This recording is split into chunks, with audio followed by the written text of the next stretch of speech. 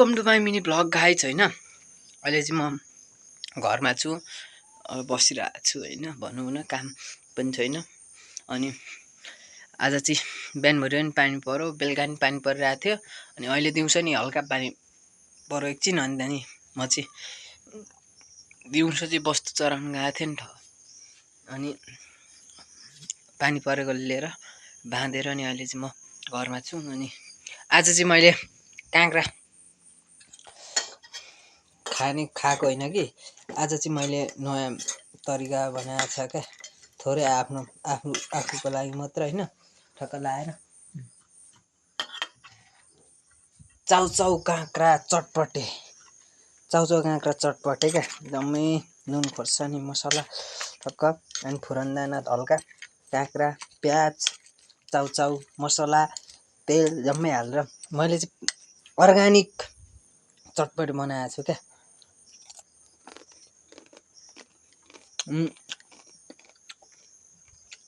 अहिले चाहिँ म घरमा एक्लै छु होइन।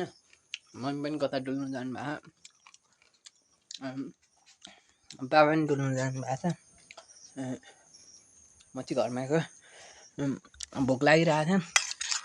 अनि ठक्क बस्तु देखाएको, भोक लाग्यो क्या। अनि काँक्रा चाउचाउ चटपट क्या। अरू चाहिँ भुजा हालेर चाउचाउ हालेर जम्मै बनाएको थियो नि। यो चाहिँ मैले अर्ग्यानिक चटपटे बनाएँ क्या।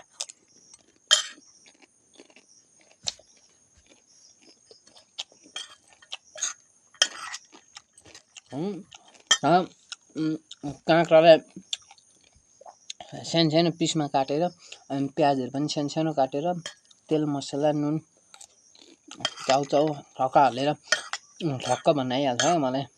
अनि हालेर मिक्सिङ गरेर खानु भने त मिठो हुने रहेछ क्या गाई चाहिँ। अनि अस्ति 2-3 चोटि खाएको,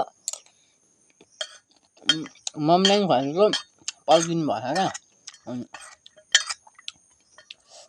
अनि आज चाहिँ मम्मी हुनुहुन्न, अहिले कता जानुभयो।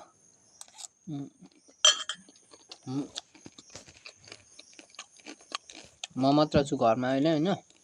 अनि अहिले चाहिँ ठक्क काँक्रा चटपटे अनि अर्ग्यानिक म यही जाँड भन्नु होला है। म यही यो चाहिँ जाँड होइन। अनि मलाई के रहर लागेको नि, अहिले भर्खर मम्मीहरूले खाजा खाएको भाँडा माझेको, अहिले यहाँ के भन्छ बटुकाहरू फोहोर बनाएको हेर्नु न।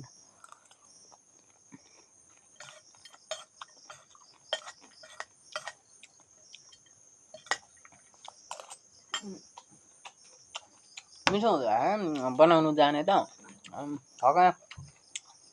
ठक्क भन्दा आइहाल्छ क्या। किन कि जम्मै भन्दै हुन्थ्यो, क्वेसन गर्दै हुन्थ्यो। ठक्क भनेको के हो? त्यो ठक्क भनेको ठक्कै हो क्या, बुझिदिनु ल।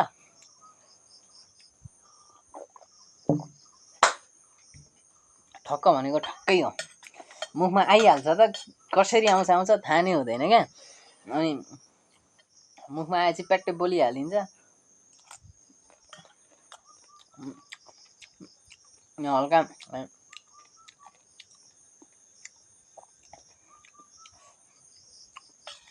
मटर होस् अनि जम्मै परा अनि बदली भुजा होस्, कस्तो हुन्थ्यो, मिठो हुन्थ्यो नि झन्।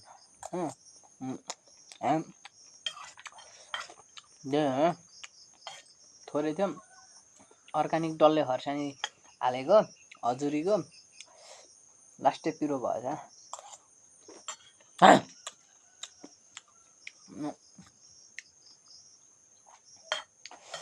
मकै बारी भन्दा नि आली खन्न जाने विचार थियो। अहिले चाहिँ पानी परिदिएकोले रोक्यो क्या।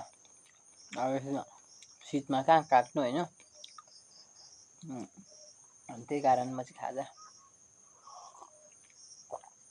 मेरो चाहिँ घरमा फोन चार्ज हुँदैन भने चार्जर बिग्रिएछ क्या। अनि परतिर साथीकोतिर गएर फोन अलिकति चार्ज गरेर लिएको छ। त्यही भएर मम्मीहरूले खाजा बनाएर खानुभएको छ। अनि मैले चाहिँ